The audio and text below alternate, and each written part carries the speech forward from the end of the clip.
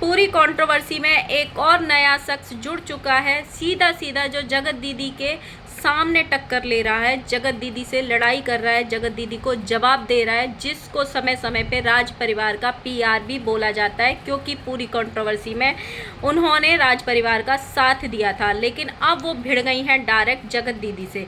जगत दीदी धंधे वाली है, जगत दीदी औरत के नाम पे कलंक है, कभी किसी को डसती है, कभी किसी को डसती है। जगत दीदी का भाई यानी कि दाढ़ी वाले बाबा अपनी बहन की दलाली खाता है, अपनी बहन के पैसे पे पल रहा है, अपनी बहन की कमाई खाता है। दूसरी तरफ दाढ़ी वाले बाबा ने जो कल लाइव करी थी, उसमें राज परिवार के लिए बहुत कुछ बोला गया, बहुत कुछ बोला गया। एक भाई बहन पूरे परिवार के सामने बैठ के एक दूसरे परिवार की बेइज्जती कर रहे थे, और उन्हें अपने परिवार के लिए इज्जत चाहिए लोगों से।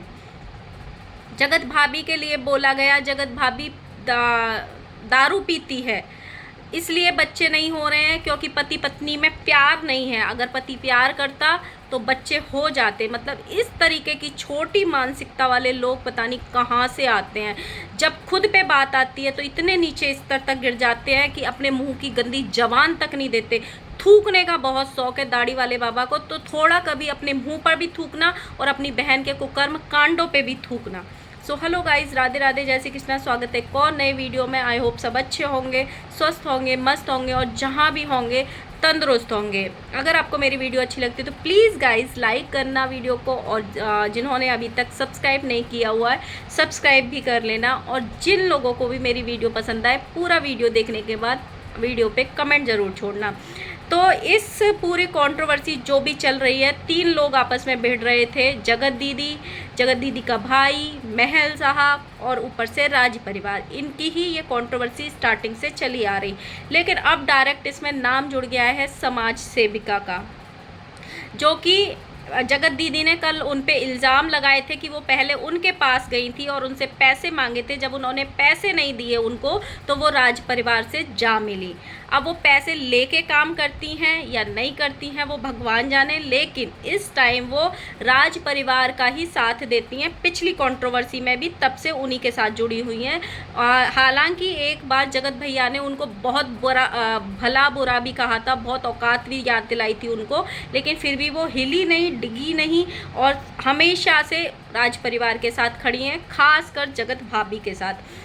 जब जगत दीदी ने उन पे इल्ज़ाम लगाए, और ख़ासकर ये लोग इतने नीचे लेवल पे गिर जाते हैं ना, किसी को भी नीचा दिखाने के लिए मर्द आपस में यहाँ पे कंट्रोवर्सी नहीं करते हैं। जैसे ही महल अपने पक्ष लेके आया, सारे भीगे बिल्ली बन गए, सारे बिल में जाके छुप गए। इधर लप्पू भैया भी बिल में जाके छुप गए, और उनकी फट गई एकदम से।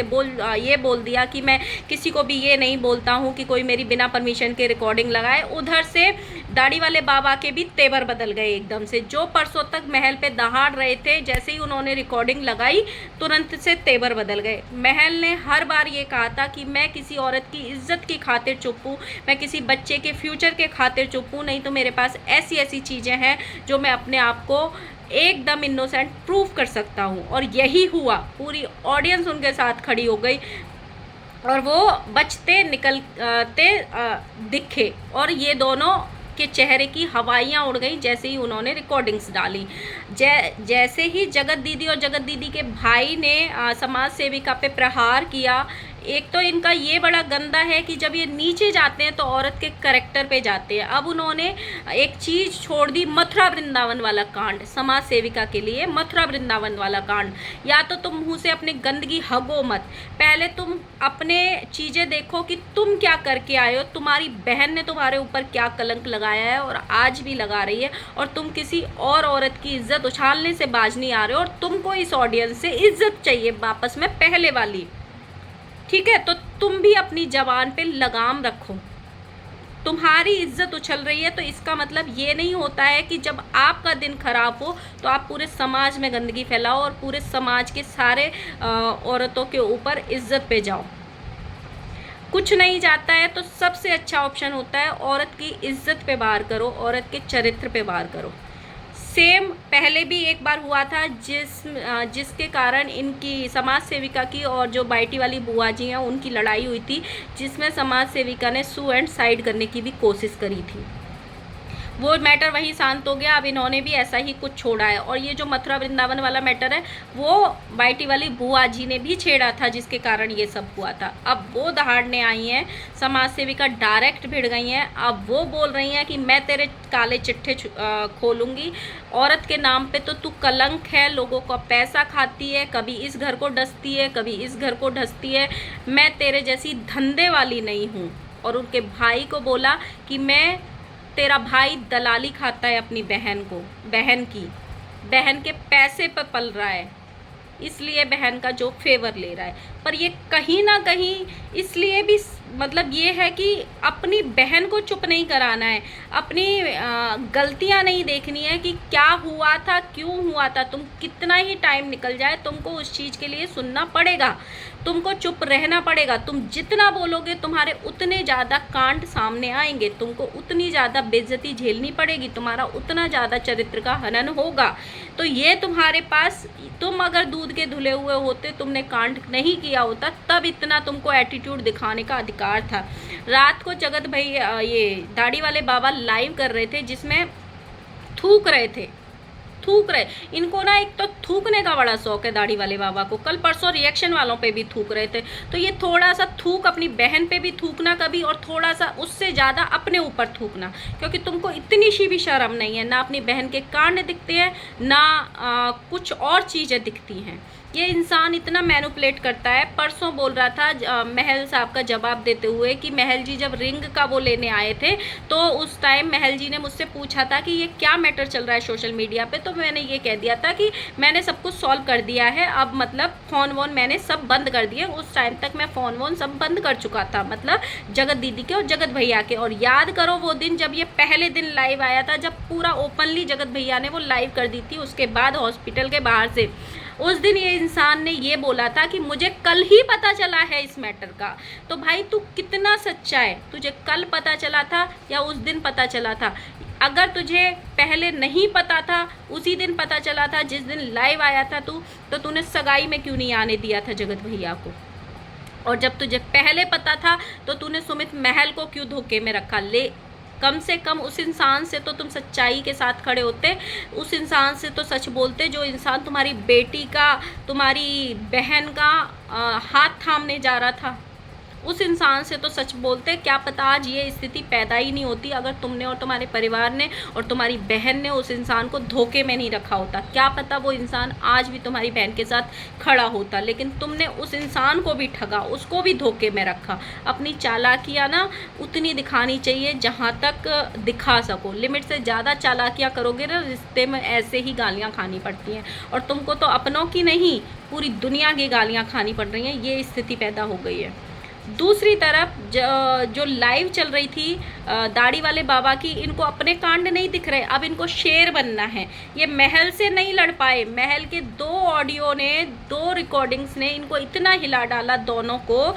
लप्पू भैया की भी वहाँ पे वो हो गई, और दाढ़ी वाले बाबा भी महल महल महल साहब करते हुए सीधे भैया भैया पे आ गए और थैंक यू बोलने लग गए, है ना? क्योंकि दाढ़ी वाले बाबा के भी राज खुलते और इनकी बहन के भी कांड खुलते, इसलिए इनके तेवर बदल गए 2 ही रिकॉर्डिंग से। एकदम से वो महल जी हो गए और अच्छे भी बन गए। दूसरी तरफ दाढ़ी वाले बाबा ने ये बोला कि जगत भाभी नशा करती है, जगत भाभी दारू पीती है। वो दारू पिए, वो नशा करे, वो कुछ भी करे, तुमको क्या? तुम्हारी बहन कौन सा नशा करती है और तुम कौन सा नशा करते हो? पहले वो सोचो। कौन सा नशा करके लाइव करते हो? कौन सा नशा करके किसी पे तोहमत लगाने आते हो? कौन सा नशा करके किसी पे इज्जत पे वार करने आते हो? इन्होंने ये बोला इसलिए बच्चा नहीं हो रहा है क्योंकि पति पत्नी में प्यार नहीं है। मतलब खुद अपनी मर्दानगी दिखा रहा था कि मेरे तो बच्चा हो गया। मतलब ये टॉन्ट कर रहा था जगत भाभी पे। चलो मान लो कोई रीज़न होगा, वो मन से नहीं कर रहे, या हुआ नहीं है, या हो नहीं रहा, या कोई मेडिकल इशू है, कुछ भी सही, लेकिन तुम ये बोलने वाले कौन होते हो? पहले अपने अंदर झांको, अपने गिरेबान में झांको। अगर तुम 100% सही हो तब किसी पे तोहमत लगाओ। तुम पे न जाने कितनी बार ये इल्ज़ाम लग चुका है कि तुम लोगों के पैसे खाते हो, खासकर दाढ़ी वाले बाबा पे। जसिका गुप्ता ने भी लगाया, एक औरत और भी आई थी जिसके ऑडियो लीक हुए थे कि इसने, दाढ़ी वाले बाबा ने उससे 1 लाख रुपए खाए हैं और वो प्रेग्नेंट थी औरत। उसने ये छोड़ भी दिए कि उसका कहीं घर ना टूट जाए। इसे कितने लोगों के सामने आए हैं। तो जब तुम सच्चे नहीं हो, जब तुम अच्छे नहीं हो, तो इस तरीके की टुच्ची हरकतें ना किया करो।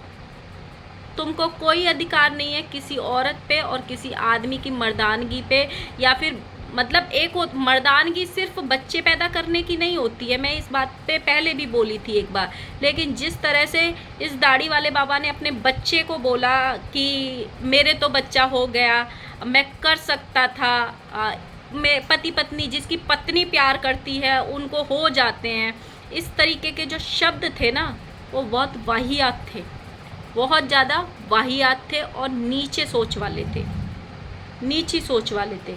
जितना आप मुंह खोलोगे उतना ही उल्टी करोगे, और जितनी उल्टी करोगे वो तुम्हारे मुंह पे ही लिपेटी जाएगी, क्योंकि ये ऑडियंस बिल्कुल पागल नहीं बनेगी, अब बिल्कुल भी पागल नहीं बनेगी, ना इस परिवार के द्वारा ना राज परिवार के द्वारा। कल राज परिवार की भी लाइव हुई थी, उससे पहले लप्पू भैया की एक वीडियो आई थी जिसमें उन्होंने थंबनेल लगाया था, लुटेरे भाई बहन जीजा के सवालों का जवाब देने की बजाय मुझे ही फंसाने चले आए। तो भाई लुटेरे तो आप भी हो, वो फैमिली भी लुटेरी है और आप भी लुटेरे हो।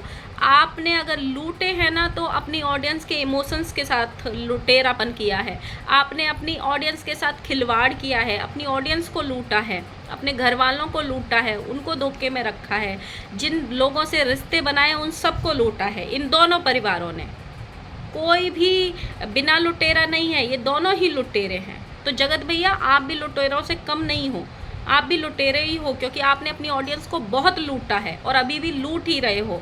साथ में इन्होंने ये भी बोला कि दोनों भाई बहन लुटेरे मुझे टारगेट करने आए हैं, जल्दी जवाब मिलेगा। साथ में जो जगत भैया हैं उन्होंने बहन का नाम रख दिया जिस मासूका से कभी प्यार करते थे, जिसके साथ कभी जीने मरने की कस्में खा रहे थे, जो चीज़ें हमने देखी थी, उसका नाम रख दिया ठरकुल्ली। बाहर है ये सोशल मीडिया वाला प्यार, किसी ने नहीं देखा होगा ऐसा सोशल मीडिया वाला प्यार, जो जहाँ पे एक दूसरे के कपड़े उतारने पे लगे हैं ये लोग डिजिटली। कल जो ये हुआ था उसमें इन्होंने बहुत कुछ बोला वीडियो में, ये भी बोला कि ये भी बोला साथ में कि जो लोगों ने तुझे नाम दिया था ना पति चोर, वो एकदम सही नाम दिया था।